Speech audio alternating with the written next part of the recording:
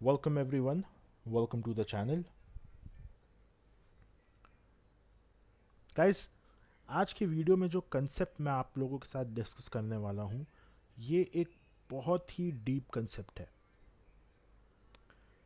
और जब मैं अपने मेंटर के अंदर ट्रेनिंग ले रहा था तो ये कंसेप्ट बार बार मुझे रीइंफोर्स किया जाता था ताकि मैं हमेशा इसी तरह से सोचूं। सो ये काफ़ी डीप कंसेप्ट है। अगर आप इस कंसेप्ट की डेप्थ में जाके इस कंसेप्ट को समझ पाएँ और इस कंसेप्ट को ऑब्जर्व करना चालू करें तो वो एक डिफाइनिंग पॉइंट होगा आपके ट्रेडिंग कैरियर में। एक ट्रेडर के लिए ऑब्जर्वेशनल पावर्स जो होती हैं, ऑब्जर्वेशनल स्किल्स जो होती हैं वो बहुत इंपॉर्टेंट होती हैं। बिकॉज आप मार्केट में कितना पैसा कमाते हैं ये डायरेक्टली इस चीज़ से रिलेट करता है कि आप क्या देख रहे हैं और सामने वाला क्या देख रहा है चार्ट्स के ऊपर, या आप ऐसा क्या देख रहे हैं जो सामने वाला नहीं देख पा रहा। ओके तो इस कंसेप्ट को और बाकी के कंसेप्ट्स को भी आपको ऑब्जर्व करना है चार्ट पे, वो स्किल आपको डेवलप करनी है। ओके सो हम लोग प्रोजेक्शन के बारे में डिस्कस करेंगे गाइज कि प्राइस को किस तरह से प्रोजेक्ट किया जाता है। लेकिन उस डिस्कशन से पहले मैं आप लोगों से यहाँ पे एक क्वेश्चन पूछूंगा और आप लोग थोड़ा सा सोच के इस क्वेश्चन का आंसर दीजिएगा। गाइस क्वेश्चन ये है कि अगर हम कोई चीज़ खरीद रहे हैं या हम कोई चीज़ बेच रहे हैं तो वो जो डिसीजन होता है हमारा किसी चीज़ को खरीदने का या बेचने का, वो इमोशन के थ्रू आता है या लॉजिक के थ्रू आता है। ओके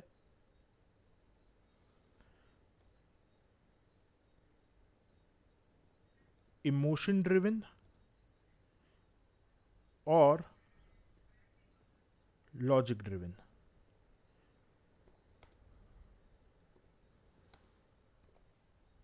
ओके हम कोई भी चीज़ अगर खरीद रहे हैं या बेच रहे हैं तो वो जो डिसीजन होता है खरीदने का और बेचने का, वो हम इमोशंस से लेते हैं या वो हम लॉजिक से लेते हैं।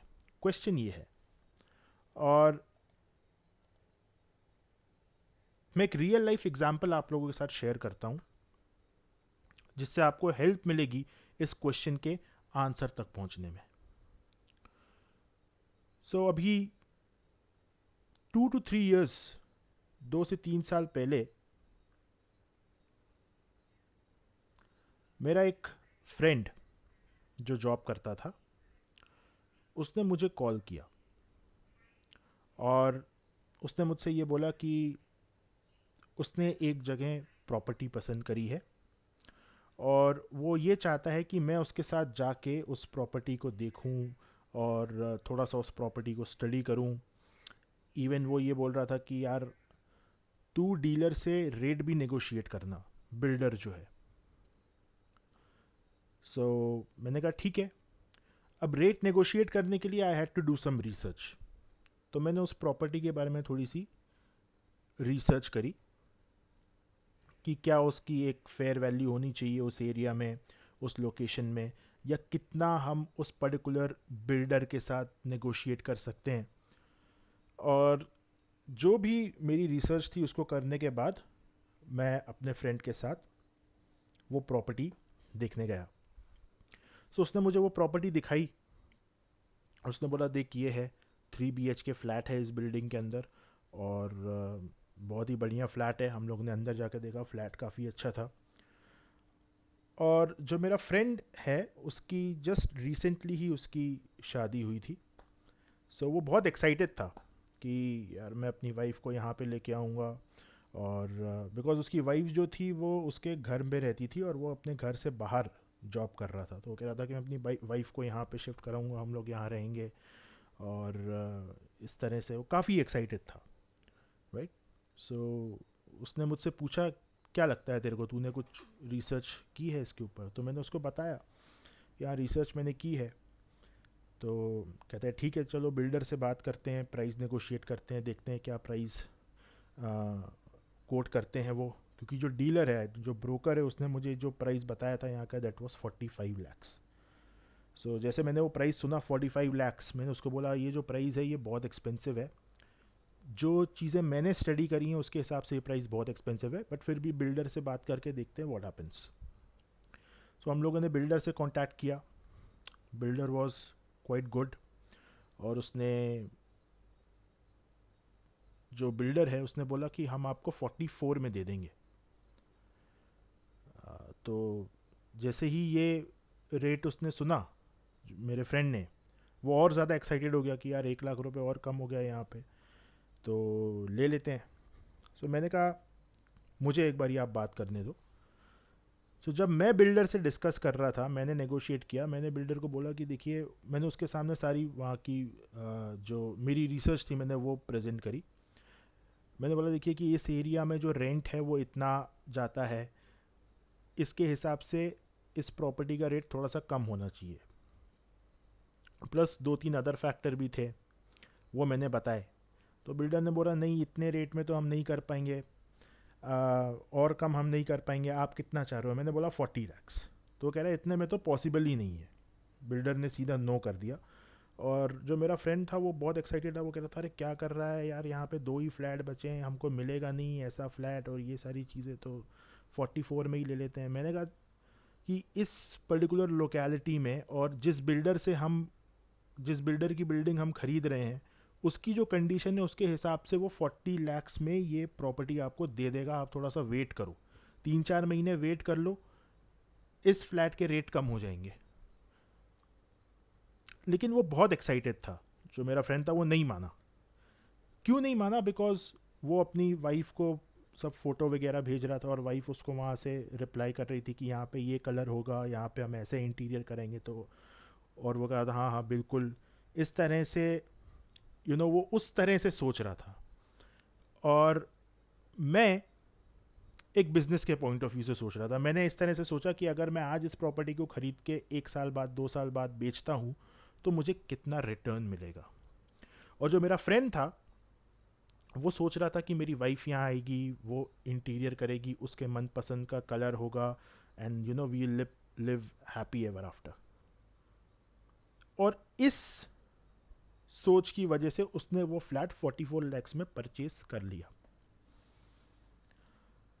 अब आफ्टर 1 ईयर उस बिल्डिंग में जब ऑक्यूपेंसी चालू हुई और लोगों ने आना चालू किया, तो उसने पूछा कि आपने कितने में ख़रीदा है? तो सेम फ्लैट जो उसने ख़रीदा था 44 में, वो दूसरे बंदों ने एक ने 42 में ख़रीदा और एक ने 41 में ख़रीदा और एक ने 39 में ख़रीदा उसी रो में।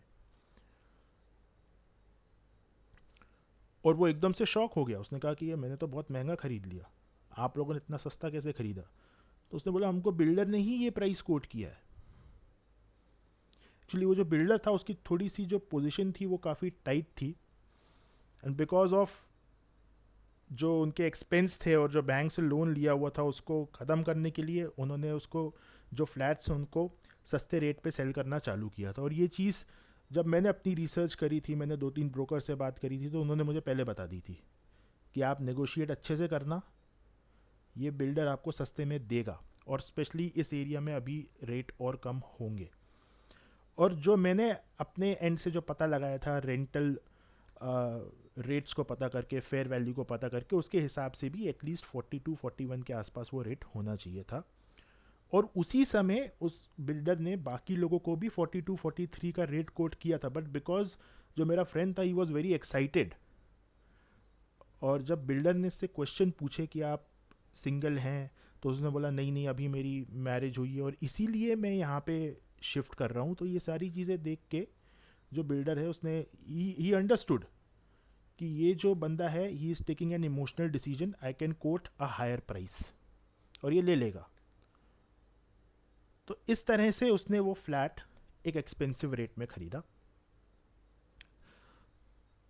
आफ्टर 1.5 years उसको पर्सनल रीजंस की वजह से अपनी जॉब चेंज करनी पड़ी, और जैसे ही उसने जॉब चेंज करी, उसकी जो न्यू जॉब थी वहाँ पे उसकी सैलरी जस्ट हाफ हो गई compare to the first job. और ये फ्लैट जो था ये फाइनेंस था, ईएमआई भी देनी थी, सो उसकी करेंट सैलरी का जो 3/4 है वो उसकी ईएमआई में जाने लग गया, और घर के अंदर बहुत ज़्यादा फाइनेंशियल प्रॉब्लम्स चालू हो गई। और ये चीज़ उसको 1 साल पहले भी पता थी, बिकॉज थोड़ा सा कुछ इशू चल रहा था उसकी जॉब में, उसको ऐसा लग रहा था कि शायद जॉब चेंज करनी पड़ेगी। अब ये जो पूरी स्टोरी मैंने आपको सुनाई है, जो कि एक रियल लाइफ एक्सपीरियंस है जो मेरे साथ हुआ, मेरे फ्रेंड के साथ हुआ, I was just a part of it. इसमें अगर आप फोकस करेंगे तो आपको समझ में आएगा कि जो मेरे फ्रेंड हैं उन्होंने बिकॉज इमोशंस में आके डिसीजन लिया बाय और सेल करने का, बाय करने का, तो उनको नुकसान हुआ। एक तो फ्लैट उन्होंने महंगा खरीदा, ऊपर से उनको पता था कि जॉब में प्रॉब्लम चल रही है, हो सकता है कि चेंज करना पड़े, तो इतना ज़्यादा ईएमआई अभी हम नहीं लेते हैं। बट बिकॉज अगेन वो न्यूली वेड थे, अगेन इमोशंस में आके कि वाइफ के साथ यहाँ रहना है, उन्होंने उस चीज़ को भी इग्नोर किया जो जॉब में प्रॉब्लम चल रही थी, और उन्होंने ये डिसीजन ले लिया कि मैं ये फ्लैट खरीदूंगा। एट द एंड क्या हुआ? Loss, right? मैं वहां पे ये सोच रहा था कि आज अगर मैं इस फ्लैट को खरीदता हूं तो 2 साल बाद बेचूंगा तो मुझे कितना मिलेगा। मैं उस तरह से रिसर्च कर रहा था, मैंने कोई इमोशंस इन्वॉल्व नहीं किए। तो मैंने जो लॉजिक ड्रिवन रिसर्च वहां पे करी, उसके हिसाब से ये फ्लैट काफ़ी महंगा है और ये आने वाले टाइम में सस्ता होना है। तो अगर आने वाले टाइम में सस्ता होना है तो अभी खरीदने का कोई मतलब ही नहीं है। अगर खरीदना ही है तो 6 मंथ्स के बाद खरीदो, या बिल्डर से और ज़्यादा नेगोशिएट करो, because he will give a better price. तो मेरा डिसीजन नहीं था खरीदने का, उसका डिसीजन था।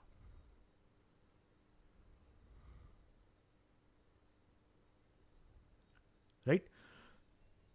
डे टू डे लाइफ में भी जो हम लोग डिसीजंस लेते हैं, जो परचेज डिसीजंस हम लोग लेते हैं, वो 90% इमोशन ड्रिवन होते हैं। और यही इमोशंस अगर हम लोग बिजनेस में लगा देते हैं, अगर हम बिजनेस में इमोशनल बाइंग या सेलिंग कर रहे हैं, तो रिजल्ट होता है लॉस। अब आप इस स्टोरी के कंटेक्स्ट को अपने दिमाग में रखिएगा, ओके? और हम लोग इस चार्ट को स्टडी करते हैं, ओके? नाउ थोड़ा सा हम लोग टेक्निकल इस चार्ट को स्टडी करेंगे, लेकिन जो स्टोरी मैंने आपको सुनाई है उसके कॉन्टेक्स्ट को आपको हमेशा ध्यान में रखना है, ओके? नाउ इस चार्ट को अगर हम देखेंगे, then this is an uptrend, okay? ये एक अप ट्रेंड है, हम लोग क्लियरली आइडेंटिफाई कर सकते हैं, और हम लोग सब इस अप ट्रेंड में we want to be a part of it, because हम यहाँ पे देख रहे हैं that from 580 it is almost 780, और इस ट्रेंड का पार्ट हमें भी होना है, because we'll make money. Now market ऊपर जा रहा है, ये हम सब देख सकते हैं, लेकिन हमें ये देखना है कि मार्केट किस तरह से ऊपर जा रहा है, बिकॉज ये चीज हर कोई नहीं देख सकता, ओके? अगर आप किसी ऐसे आदमी को ये चार्ट दिखाएंगे जिसने आज तक कभी ट्रेडिंग नहीं की, वो भी बता देगा कि हाँ मार्केट यहां से ऊपर गया है, लेकिन किस तरह से ऊपर गया है ये आपको कुछ प्रोफेशनल्स भी नहीं बता पाएंगे, वो भी इस तरह की एनालिसिस नहीं कर पाएंगे। किस तरह से ऊपर गया है वो फोकस है, वहां पे लॉजिक है। इमोशन कहां पे है कि ये ऊपर गया है, और ऊपर गया है तो हमें यहां पे बाय करना है बिकॉज हम इसमें पैसा कमाएंगे। दिस इज एन इमोशन, ये इमोशनल डिसीजन हो रहा है। किस तरह से वो ऊपर जा रहा है आपको ये बताएगा कि प्रोजेक्शन क्या है, और वहां पे आपका लॉजिकल डिसीजन मेकिंग प्रोसेस चालू होगा। अब किस तरह से ऊपर गया है इसको समझने की कोशिश करते हैं। आप जो ये बाइस देख रहे हैं, आपको इसमें एक यूनिफॉर्मिटी मिलेगी। आप इस बाय मूवमेंट को देखिए, फिर आप इस बाय मूवमेंट को देखिए, इस बाय मूवमेंट को देखिए, इस बाय मूवमेंट को देखिए, इस बाय मूवमेंट को देखिए, इस बाय मूवमेंट को देखिए। आप देख रहे हैं कि किस तरह से एक यूनिफॉर्म वे में ये ऊपर जा रहा है, एक वन शॉट मूवमेंट ऊपर की तरफ हो रहा है। दूसरी जो यूनिफॉर्मिटी है वो आप ये देख सकते हैं कि इस एक स्ट्रॉन्ग अप मूवमेंट के बाद फिर ये कंसोलिडेट या रिट्रेस कर रहा है। एक एक इस पूरी मूवमेंट को आप देख सकते हैं, देन आप इस पूरी मूवमेंट को देख सकते हैं, यहाँ पे आप देख सकते हैं, इस पूरी मूवमेंट को आप देख सकते हैं, राइट, अगेन यहाँ पे। सो ये क्या हो रहा है, जो ये वन शॉट ऊपर जा रहा है ये इंस्टीट्यूशनल फ्लो है, ओके। लेकिन ये जो इंस्टीट्यूशनल फ्लो है ये आपको मौका नहीं दे रहा है इस मूवमेंट में प्रॉफिट कमाने का, कोई भी मूवमेंट हो, ओके। इसको डिलीट करता हूं। आप कोई भी बाय मूवमेंट देख लीजिए यहां पे, उसमें आपको मौका नहीं मिल रहा है कि आप प्रॉफिट कमाएं। आपको इस मूवमेंट में मौका नहीं मिल रहा, आपको इस मूवमेंट में मौका नहीं मिल रहा, आपको इस मूवमेंट में मौका नहीं मिल रहा, आपको इस मूवमेंट में मौका नहीं मिल रहा, आपको इस मूवमेंट में मौका नहीं मिल रहा, आपको कहीं पर भी मौका नहीं मिल रहा है। आपको मौका कहां मिल रहा है, जो एंट्रेंस हो रही है वो इस एरिया में हो रही है, ओके। इस एरिया में एंट्रेंस हो रही है। ये जो मूवमेंट है यहां पे एक एंट्रेंस हो रही है जो रिटेल ट्रेडर्स की है, बिकॉज इस मूवमेंट को देखने के बाद मोस्टली रिटेल ट्रेडर्स यहां पे एंटर कर रहे हैं। जो नहीं कर रहे वो ये वेट कर रहे हैं कि थोड़ा सा रिट्रेसमेंट आए और वो यहां पे एंटर कर रहे हैं, देन यहां पे एंटर कर रहे हैं इस पूरे मूवमेंट में। यहां पे आपको थोड़ा सा एडवांटेज मिल जाएगा इस प्रॉफिट का, राइट। और इस मूवमेंट में एंटर कर रहे हैं इस एरिया में, यहां पे भी एक माइन्यूट सा प्रॉफिट है, और फिर यहां पे एग्जिट कर रहे हैं, और यहां से फिर से एक ये मूवमेंट होती है जिसमें आपको चांस नहीं मिलता है प्रॉफिट का, और फिर एंट्रेंस जो हो रही है वो या तो इस लेवल पे हो रही है या तो यहाँ पे कहीं पे हो रही है, जो ये देख रहे हैं कि ये छोटा सा एक प्रॉफिट मिल जाए। सो या तो चांस नहीं मिल रहा है या तो एक बहुत ही माइन्यूट आपको प्रॉफिट मिल रहा है, ओके। ये जिस तरह से मार्केट ऊपर जा रहा है, यहां पे ये जो मूवमेंट्स आप देख रहे हैं इसे बोलते हैं प्रोजेक्शन। इस पर्टिकुलर मार्केट में जो इंस्टीट्यूशनल एक्टिविटी है वो ये चाहती है कि मार्केट जो है वो ऊपर जाए, बट वो ये नहीं चाहते हैं कि वो ही मार्केट को ऊपर लेके जाएं, because they are not on the buy side. तो वो ये चाहते हैं कि मार्केट ऊपर जाए, बट वो ही मार्केट को ऊपर लेके जाए ऐसा नहीं है। वो चाहते हैं कि यहाँ पे रिटेल पार्टिसिपेशन हो और उनकी वजह से भी मार्केट ऊपर जाए। स्पेशली आप इस मूवमेंट में देख सकते हैं ये एक रिटेल पार्टिसिपेशन है जिस तरह से मार्केट ऊपर गया है, तो थोड़ा सा ट्रिगर होता है मार्केट में, इस तरह की मूवमेंट से मार्केट ऊपर जाता है और फिर फाइनली रिटेल ट्रेडर्स भी थोड़ा सा उसमें प्रॉफिट कमाते हैं, वो भी थोड़ा सा और ऊपर लेके चले जाते हैं। फाइनली जब हम 820 और इस प्राइस रेंज में पहुंचते हैं तो इंटरेस्टिंग चीज़ें चालू होती हैं। इंटरेस्टिंग चीज़ें क्या हैं, इस चीज़ को देखिए आप। ये एक बहुत ही एक्सपेंसिव प्राइस है, हर कोई देख सकता है, और यहां से सेलिंग हुई है, ओके। यहां से सेलिंग हुई और इस सेलिंग के बाद मार्केट फिर से मूव करना चालू कर रहा है, और ये जो एरिया है ये एक ऐसा एरिया है जहां पे there is a lot of confusion. बहुत सारे traders they are buying over here, बहुत सारे traders they are selling over here, बहुत ज्यादा कंफ्यूजन है,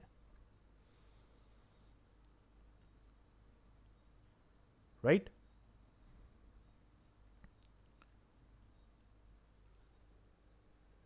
इस पर्टिकुलर एरिया में जिस प्राइस पे इंस्टीट्यूशंस मार्केट को लाना चाहते हैं वो प्राइस डिसाइड हो रहा है, ओके।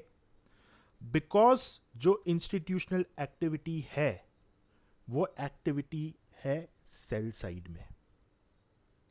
देखिए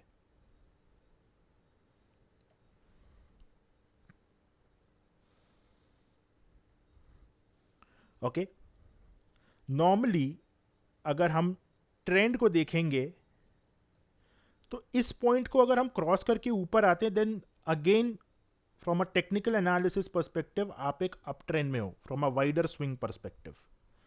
तो यहाँ पे बाय हो रहा है, कुछ लोग यहाँ पे सेल भी कर रहे हैं, बट उसका एडवांटेज किसी को नहीं मिल रहा है। इस तरह से मार्केट मूव कर रहा है और फाइनली मार्केट जब परफॉर्म करता है तो किसी को चांस नहीं मिलता है इस सेल में आने का। और ये 722 से 377 तक का मूवमेंट है। और अगर आप इस एक्टिविटी को देखें जो यहां पे हुई है और आप इसको कंपेयर करें इस एक्टिविटी से, यहां पे जो हम बाइस देख रहे थे वो बिल्कुल इसी तरह से हो रहे थे जिस तरह से यहां पे सेल्स हो रहे हैं। ओके, ये स्मॉल यहां पे मूवमेंट्स हो रही थी लेकिन शार्प मूवमेंट्स थी, इंस्टीट्यूशनल प्रेजेंस, क्योंकि वो ये नहीं चाहते कि वो मार्केट को ऊपर लेके जाएं, वो रिटेल पार्टिसिपेशन भी चाहते हैं। यहां पे अगेन आप देखिए कि कितनी शार्प मूवमेंट्स हैं डाउन साइड। ओके, लेकिन ये यहां चाहते हैं कि बस ये ही मार्केट को नीचे लेके जाएं, यहां पे रिटेल पार्टिसिपेशन नहीं चाहिए, because this is the level from which institutions are willing to sell short. ये शॉर्ट सेलिंग का लेवल है।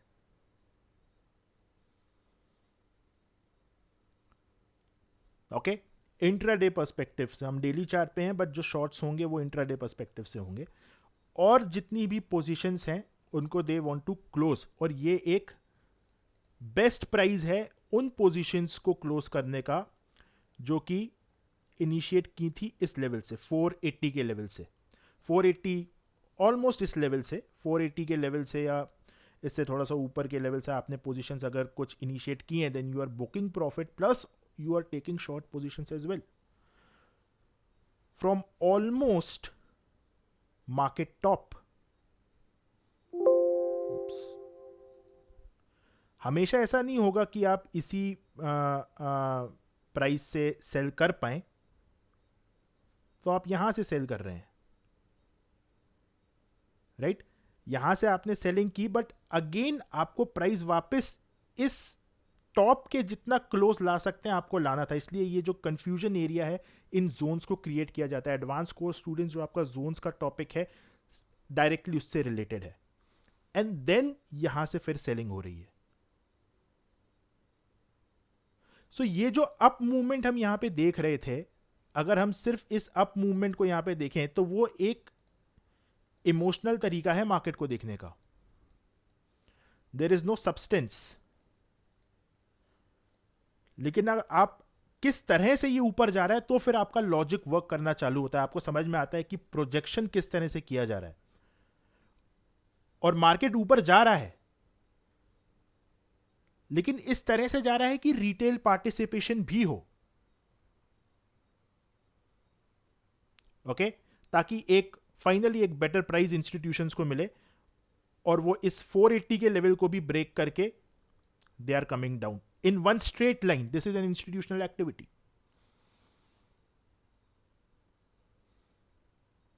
और यही डिफरेंस होता है जब आप लॉजिकली किसी चीज को देख रहे हैं और आप इमोशनली किसी चीज को देख रहे हैं। इमोशनली आप इस अप ट्रेंड को देख के आप इमोशंस में आके आप यहाँ पे कोई ट्रेंड फॉलोइंग स्ट्रेटेजी, कोई मूविंग एवरेज, कोई ऑसिलेटर आप लगाएंगे and you want to be a part of that small up movement जो हो रहा है और आपको दिखाया जा रहा है, सो दैट आप अपने इमोशन को सेटिस्फाई कर सकें। But logically things are very different. Logically कुछ और स्टोरी चल रही है यहाँ पे। उसको अगर आप आइडेंटिफाई कर पाए then you will make profit. और इस तरह से अगर आप सोचने की प्रैक्टिस चालू करेंगे then you will do it. आप इन चीजों को नोटिस करना चालू कर देंगे। Alright, so I hope guys आप इस टॉपिक की डेप्थ को समझ पाएं और जो चीजें मैंने आपको बताई हैं आप उन्हें ऑब्जर्व करना चालू करें चार्ट्स के ऊपर। आप कोई भी स्ट्रैटेजी लगा लो, you will be doing an emotional trading जो आपको लॉस ही देगी। पर अगर आप इस तरह के लेवल से शॉर्ट करना चाहते हैं, इस तरह की मूवमेंट्स का पार्ट होना चाहते हैं, देन यू नीड लॉजिक। और मैंने पूरी कोशिश करी है कि मैं आपको लॉजिक और इमोशनल बिजनेस के बीच का डिफरेंस समझा सकूं मैंने आपको एक रियल लाइफ एक्सपीरियंस भी शेयर किया है, एंड देन मैंने आपको वो चीज़ चार्ट पे भी समझाई है. Alright guys, so that is all for the video. Thank you very much. If you are interested in enrolling for the professional price action training program, then please get in touch with me. Okay, thank you very much.